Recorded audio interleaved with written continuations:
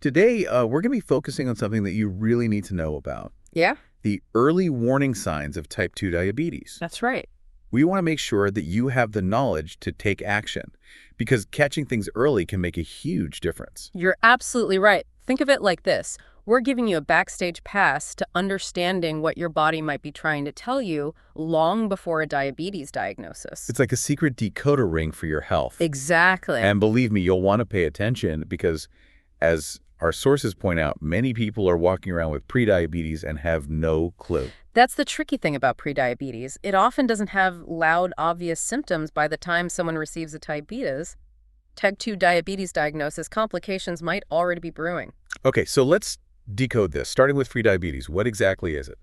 Imagine your blood sugar levels on a scale. Prediabetes is like that yellow light, a caution signal. Your blood sugar is higher than normal, but hasn't crossed into the red zone of diabetes yet. So it's like a heads up, a chance to course correct. Exactly. And according to the CDC, a staggering 80% of folks with prediabetes don't even know they have it. Wow, that's a huge number. No wonder we're doing this deep dive. Right. So what should people be looking out for? Our sources mention 8 early warning signs, but which ones are the most surprising or easy to miss? There are a few that often get brushed off as something else. Let's start with blurry vision. Many people just assume it's age-related or from too much screen time. Yeah, I would have thought that too. But blurry vision can be linked to blood sugar fluctuations. When your blood sugar is high, it can actually pull fluid from the lenses of your eyes, making it hard to focus. Oh, So if you're noticing this, especially if it comes and goes, don't just dismiss it.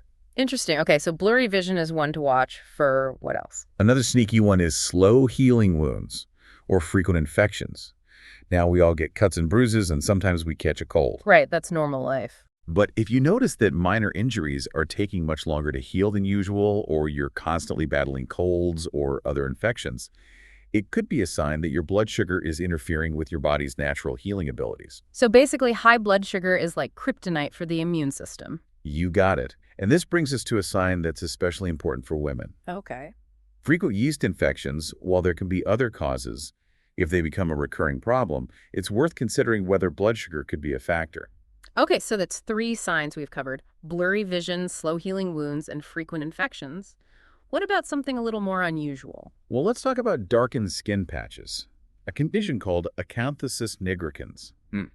You might notice these patches in body folds like your neck, armpits, or groin. They look velvety and dark, almost like dirt, but they don't wash off. That sounds a bit alarming. It's not harmful in itself, but it's often a visual clue that your body is becoming resistant to insulin. Hold on, back up a second. Insulin resistance, you mentioned this before, and I know it's important, but can you explain it in a way that makes sense, even to someone who's hearing about it for the first time? Think of your cells as little houses that need glucose. For energy, insulin is like the key that unlocks the doors to let the glucose in. But when you have insulin resistance, it's like those locks are getting rusty.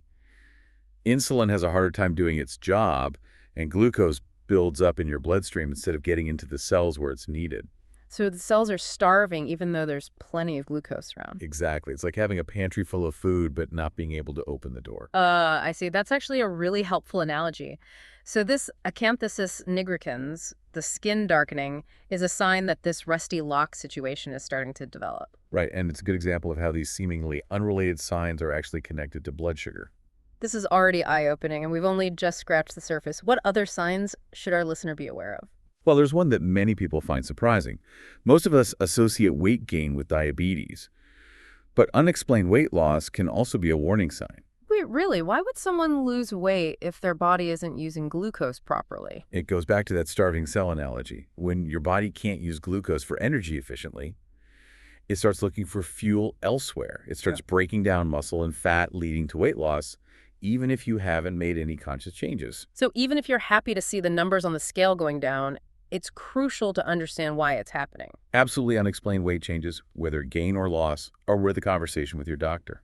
I'm starting to see why catching these things early is so important. These signs are so subtle, it's easy to miss them or explain them away. You're exactly right. And that's why we're doing this deep dive. Knowledge is power, especially when it comes to your health. Okay, so we've covered blurry vision, slow healing wounds, frequent infections, acanthosis nigricans, and unexplained weight changes. What else do we need to know about? Well, There are a few more signs that are pretty common and often linked to high blood sugar. Let's talk about those after a quick break. You got it. We'll be right back with more insights into the early warning signs of type 2 diabetes. Don't go anywhere. All right, we're back. And you are armed with some pretty surprising early warning signs of type 2 diabetes, ready to dive into a few more. Absolutely. Let's talk about something we all experience from time to time, fatigue. Yeah. But I'm not talking about your average end-of-the-day tiredness. Right, we're not talking about needing a coffee break. Exactly. This is a persistent, dragging kind of fatigue that doesn't go away even after you've rested.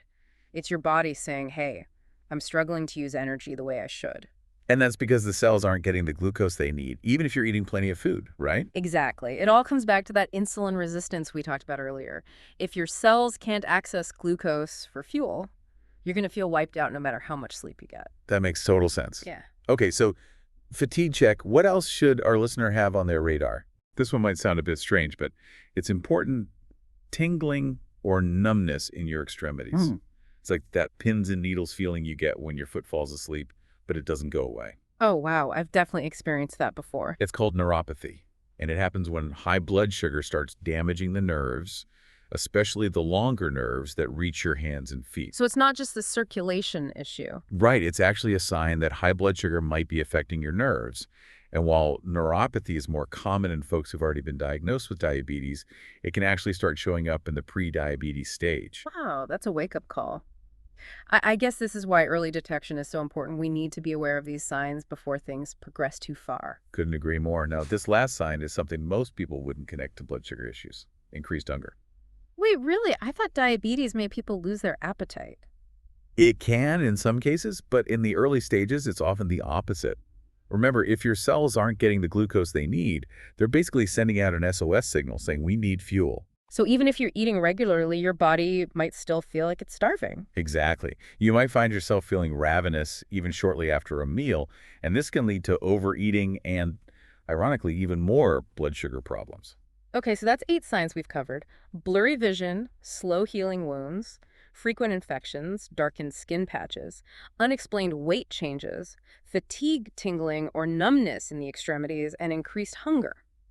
Phew, that's a lot to remember. Is there a way to connect the dots between these signs and figure out if blood sugar is the culprit? That's where understanding risk factors comes in. Let's shift gears and talk about who's more likely to develop prediabetes in the first place. Okay, let's do it. So who's most at risk here? Well, there are some factors you can't control, like family history. If you have a parent or sibling with type 2 diabetes, your chances of developing it go up. Ah, so genetics play a role. That makes sense. What else? Age is another factor. Your risk increases as you get older, especially after 45.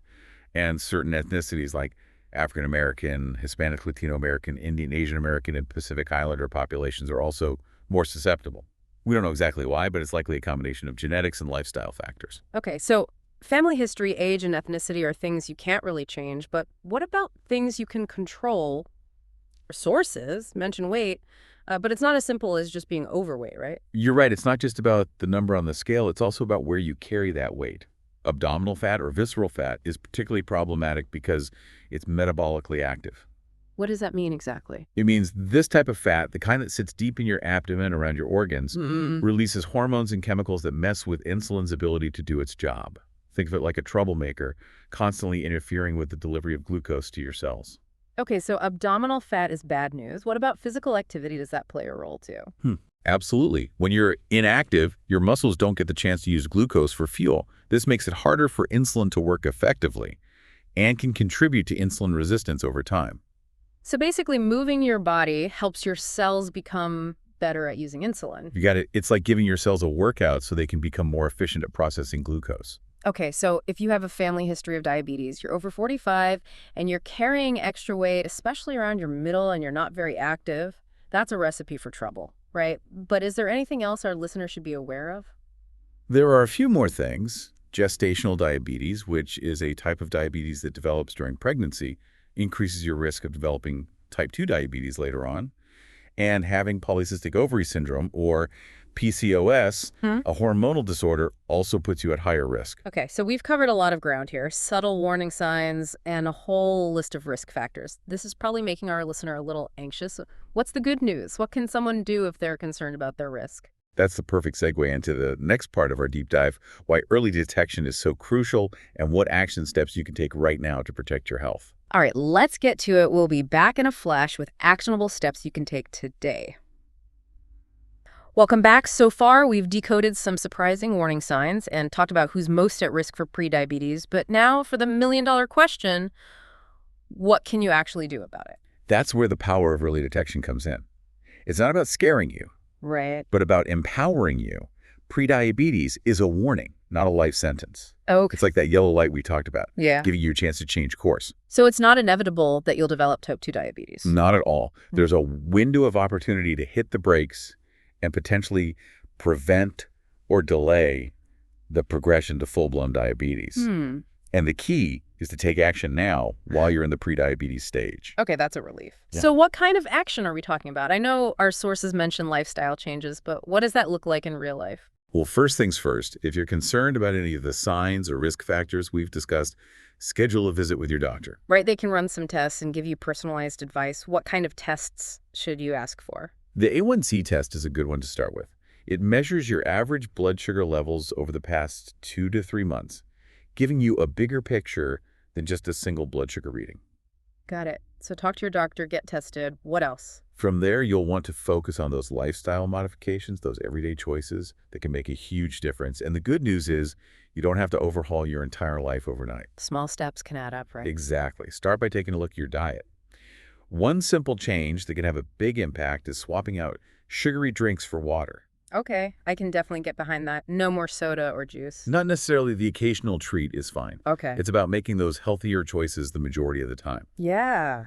And when it comes to food, focus on whole, unprocessed foods like fruits, vegetables, lean proteins, and healthy fats. So ditch the processed junk and load up on the good stuff.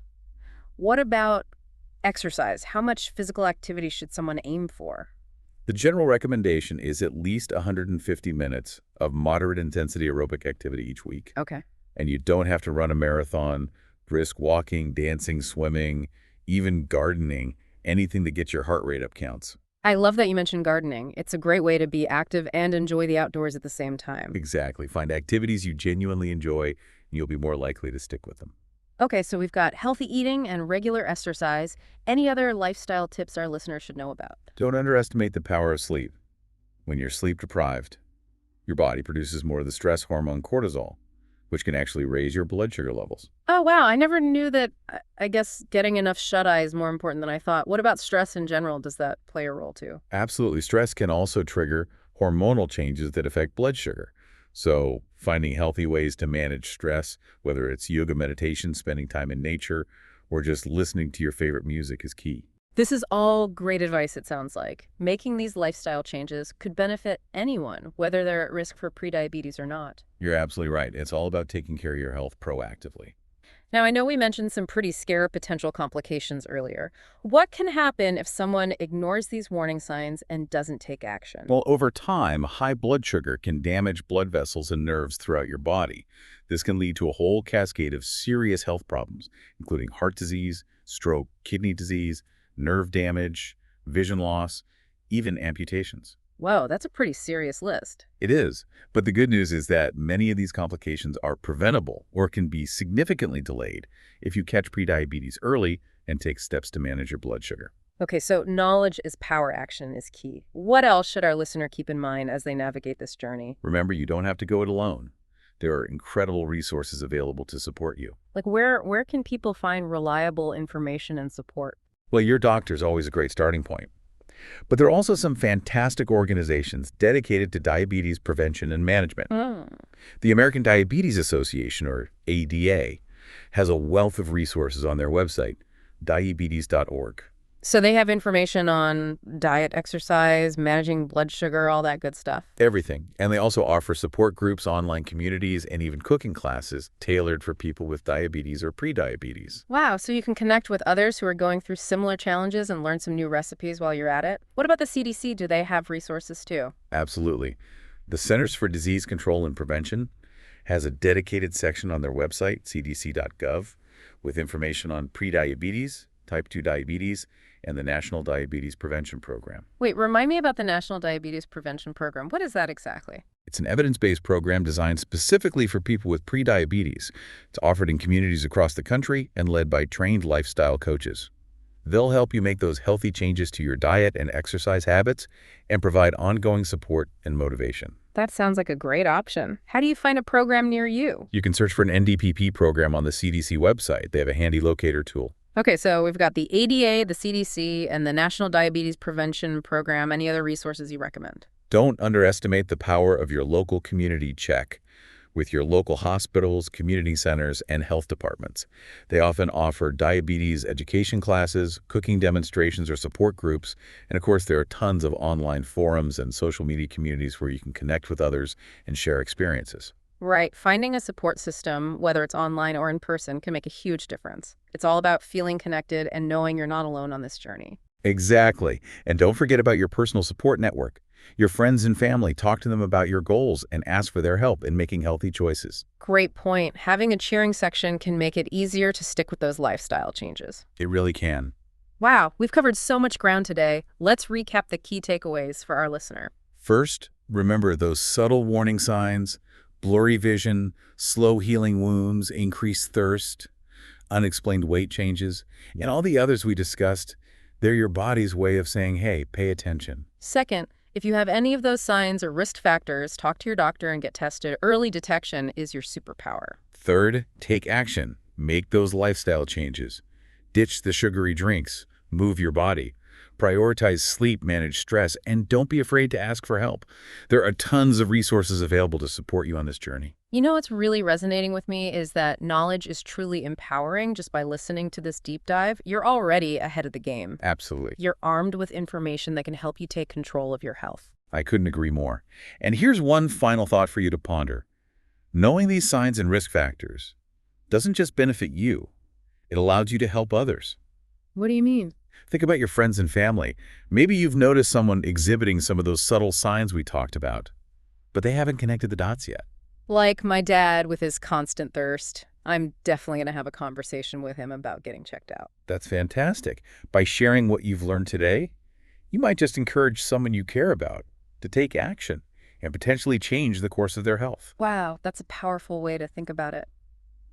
This knowledge isn't just for us, it's something we can share and use to make a difference in the lives of others. Exactly. Yeah. So spread the word, have those conversations, and let's empower each other to live healthier lives. Thanks for joining us on this deep dive. We hope you feel informed, inspired, and ready to take action. Until next time, stay curious, stay informed, and stay well.